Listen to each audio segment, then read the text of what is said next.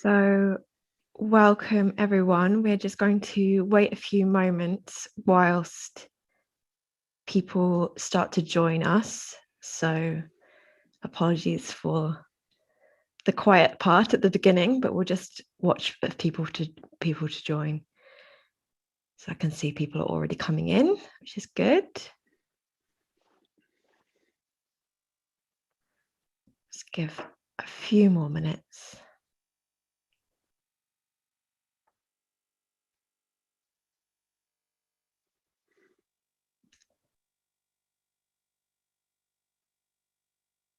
I feel like we should have music in this section or something because it always feels really quiet. Okay, I think we'll get started and people might still just be joining us a little bit over the next few minutes, but I'll get started. So hello, welcome to today's session on how to raise funds for your community initiative. I'm Isabel Sparrow, Chief Storyteller at Carbon Copy, and I'm delighted to introduce and welcome Richard Tynen, who is the founder of the Funding Centre, and he's going to share his expertise all about fundraising. So over to you, Richard. I know you've got a presentation to start with, and then we'll have some questions afterwards. Great. Yeah. Thanks, Izzy. Just say thanks for joining us today. It is the most stunning day in Cardiff. So, extra thanks for hanging around and not having that lovely sort of break at lunchtime and going out for a walk. I was saying to Izzy earlier that this is a really tough brief because I know how many kind of different projects are out there, how varied those projects are, and how challenging it might be to get funding, whether you're a startup or whether you're looking for continuation funding. So hopefully I'm going to touch a little bit of detail and a little bit of philosophy. I've got some slides to show.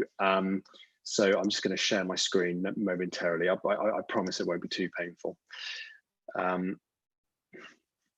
Great, so that should be with you. So I guess I just want to talk a little bit about disruption. For all of us, it's bonkers out there at the moment. The funding landscape is really, really kind of volatile, fragile. There's lots of money around for COVID emergency relief. But if you want stuff for your bread and butter work, it's even more challenging at the moment. Just a little bit about me. I kind of cut my teeth as a fundraiser on international development. I was sort of son of Live Aid and did a lot of fundraising around international development.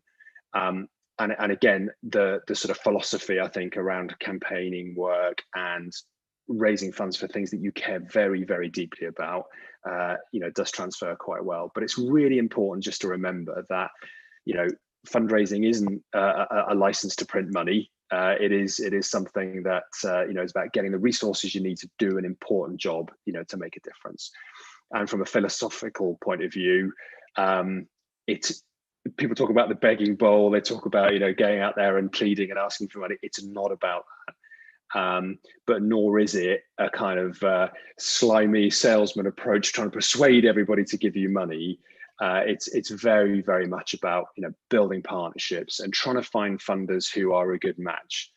Finding funders who share your philosophy, who share your aims, and bringing that project to them very much as an equal.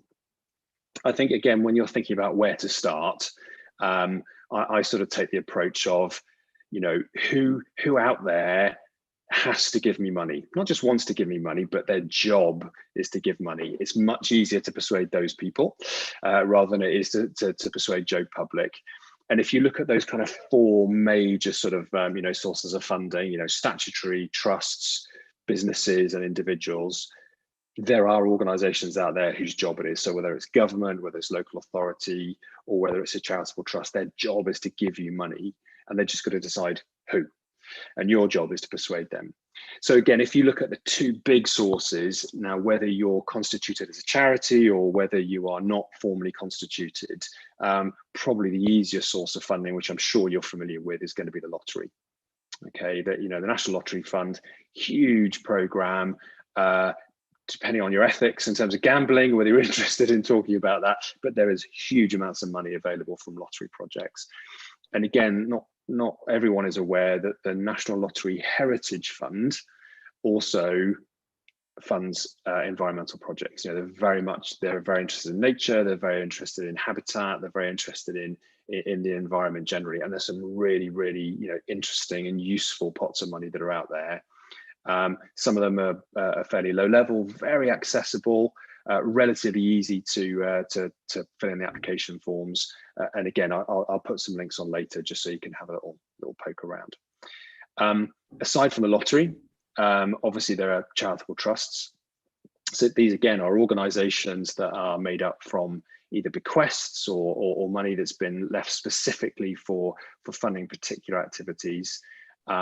And in the UK, there are an awful lot of them. Something like 8,000 plus operating in the UK at the moment, giving away, it's probably close to sort of 3 billion now in a year. Huge pressure on these organizations throughout COVID, but again, a lot of them now are emerging. The stock market has done okay, so their funds are in fairly good shape. The interesting thing is that, again, that Pareto's law, you know, most of the money is given away by just a small proportion of these charities. About the top 300 give away about 90% of all that money. So again, those giving to the environment, not as many, but those that do give are very, very generous. And you can see here this little breakdown. Again, please don't read all of this, but you know, you can see the majority is given to health and social welfare. So again, when you're thinking about framing your project, it's important that you're not just talking about the environmental impact, you're also talking about the human impact, about the difference it's going to make to your community, whether that's economic, whether that's creating jobs. That's all part of you know, your pitch and your approach to potential funders. The good news about trusts, last thing I'll say about them, is they tend to like new, and they tend to like a project. So again, you know, new issues, you know, new problems that have been identified, or new ways of tackling old problems, anything which is focused, again, this stuff about kind of equality and diversity is you know, is increasingly sort of important, and people are aware amongst funders, particularly, you know, funding of disadvantaged and minority groups. So again, anything which is hard to finance, or you think other people wouldn't finance, trusts tend to be interested in supporting you. Getting hold of them, finding them, again, there are loads and loads of resources around. I'll put a couple of links up there, but the most important of all of these is free. So the Charity Commission, every single registered charity has to be registered with the Charity Commission, and all of their details are sitting on the site. The joy of this particular website, and please make sure it's in your favorites if you're looking for money at the moment, not only can you look up trusts that give away money, you can also look at organizations who are also fundraising too. So if you're looking to find an organization or funders who might fund you, try and identify organizations who are already being funded. And if they're a registered charity, they have to put their accounts up on the site, and you can look into their accounts and have a look at who's funding them, and then also look up that funder on the Charity Commission site. And again, it'll give you details about, you know, what they give to, what their rules are, what their processes are, and ideally, if they're a large foundation, you know, they'll have a website. So just a little bit in terms of my approach. All of us operate in networks, right? All of us know people who are doing similar work.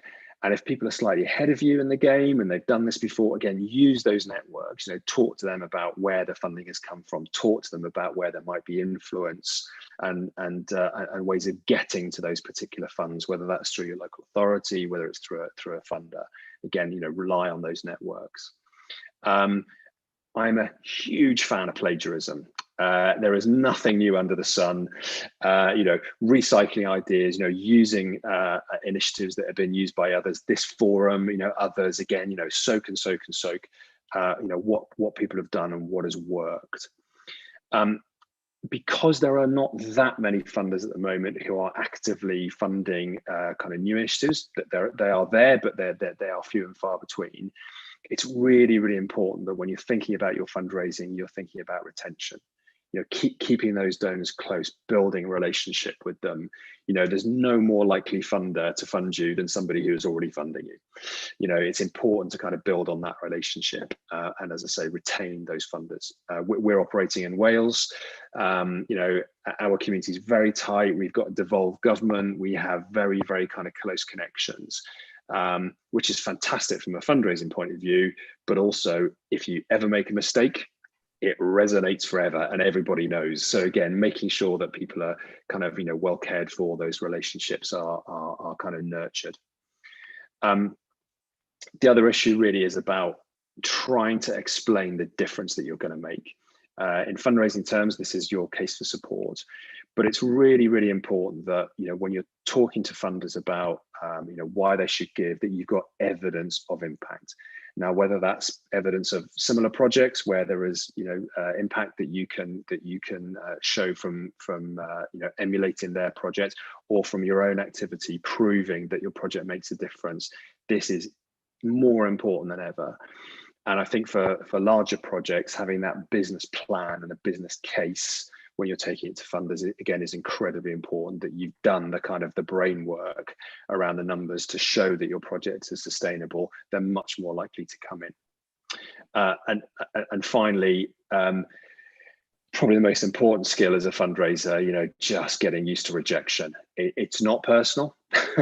Not every project is perfect. Not every project is going to be ideal for a particular funder. But again, when you do get rejection, if you are sort of knocked back, it's really important that you get feedback, you learn from that, and you develop your project so that when you reapply, you're more likely to be successful next time. Great, so that is a run through 30 years of fundraising. So if there's any questions. Well done, that was amazing. Yeah, so thank you for squeezing that all down into such a good bite-sized chunk. Yes, so if anyone has any questions for Richard, we have a chat which is open. You might not be able to see it, not everyone has it open automatically. So if you type your questions into the chat and make sure that you select all panelists and attendees so that we can see everything you're asking. And I've got a few questions here to start with. So the first question is really about how much to ask for. So if someone is applying to an organization for funding, is it better to apply for a bit more than you think you need, or a bit less? Or because it's sometimes challenging, isn't it, to know exactly what the money you're going to need is? Yeah, I think there's two things really. There's what you really need, and then there's what you want.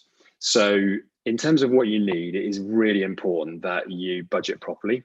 And I think particularly if you've got a startup or you've got a relatively new project, it's very easy to ask for too little, because you're so keen on getting the money and making sure that it's kind of within the donor's budget and so on, that you're not putting in those real costs, and whether that's your time or whether it's other resources you need to put in there.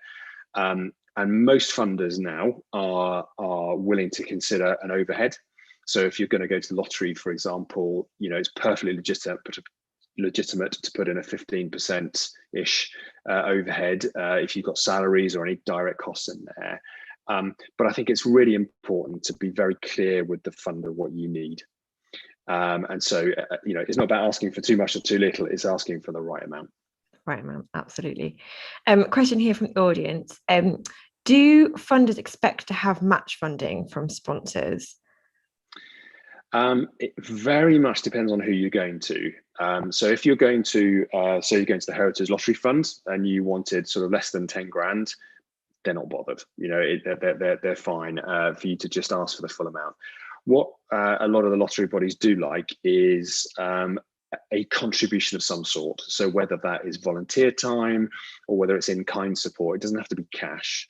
And again, most of the projects you guys are going to be running there's going to be a huge amount of volunteer time that you can contribute. And as I say, the lottery are really good at acknowledging that.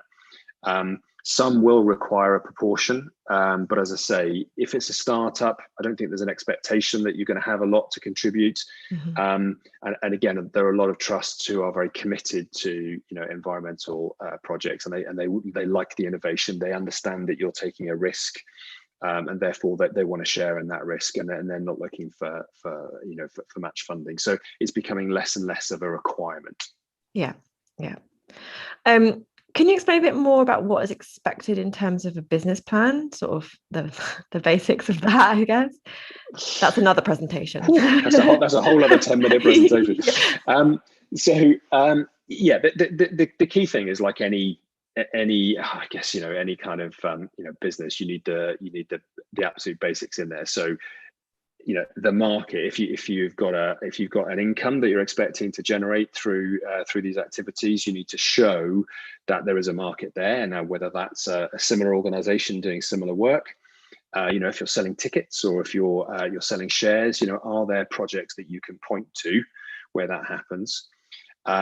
So that market study and understanding of the competition will give you most of that. So who are the competitors? Who is out there doing this already?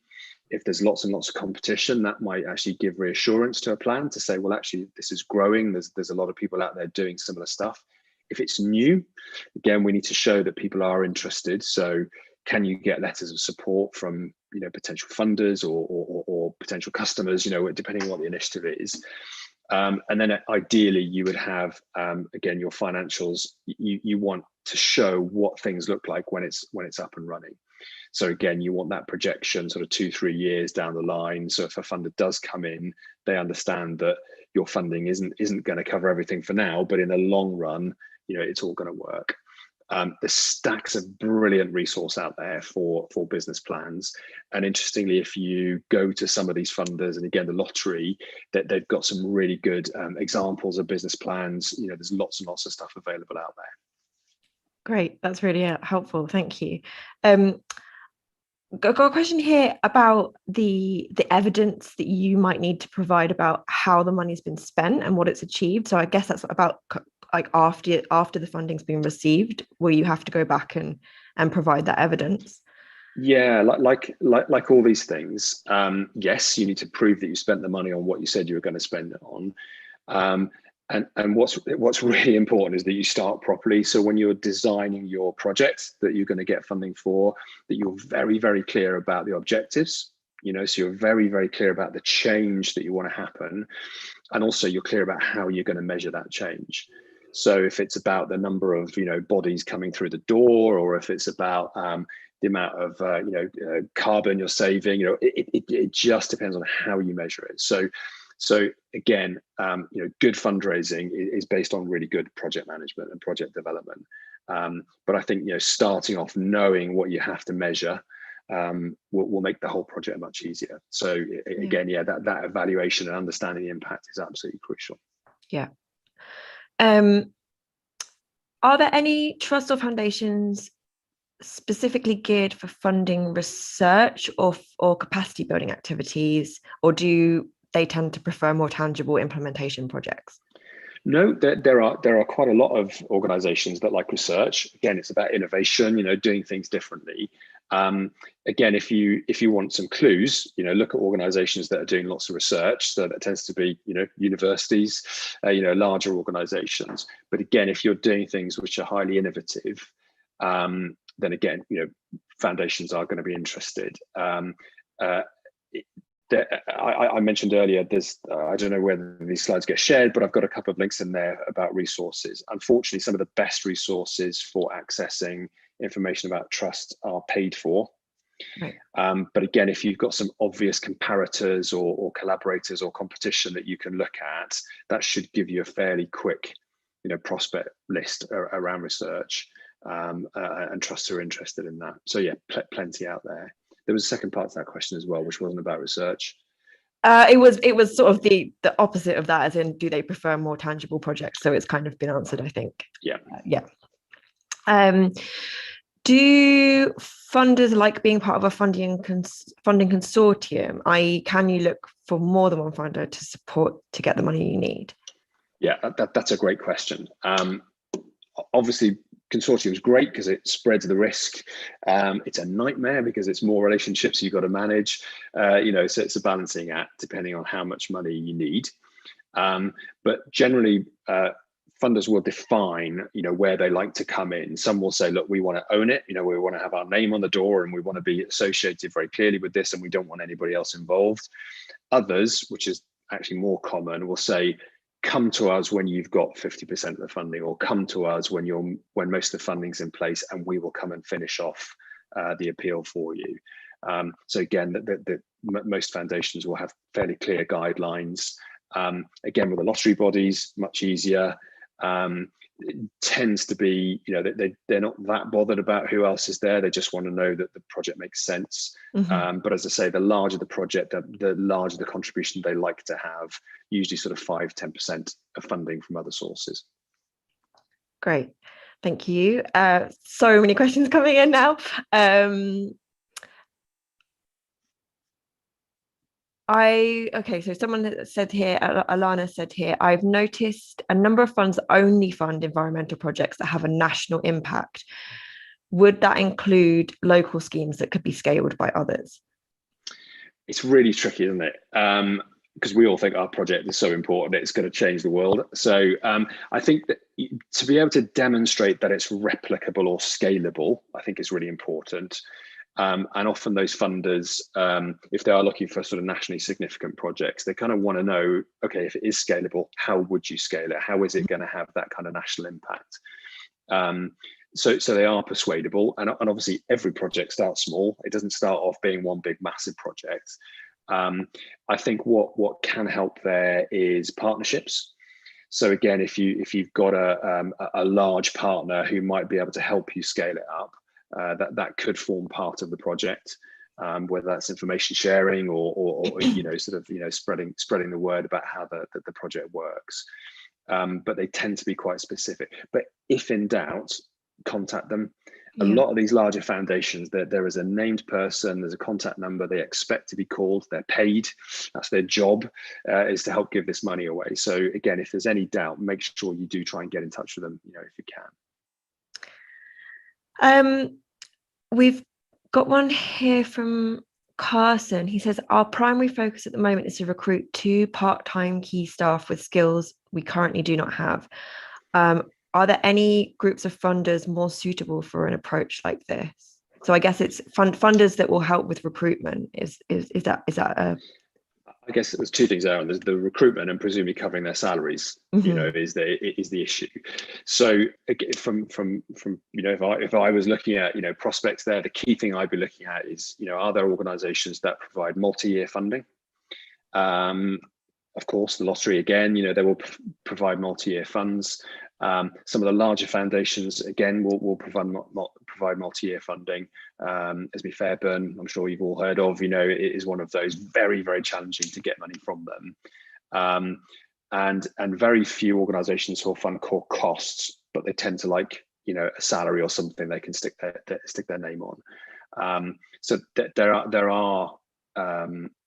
there are plenty out there who will fund, but again, I will be tempted to try and look at somebody who would cover the entire salary. Again, just so that you've got, you can minimize that risk. Yeah. And again, another question about sort of types of funding. So are there any examples of funders that provide institutional funding or sponsorship, or do they always tie into a specific project with a defined output? Yeah, great question.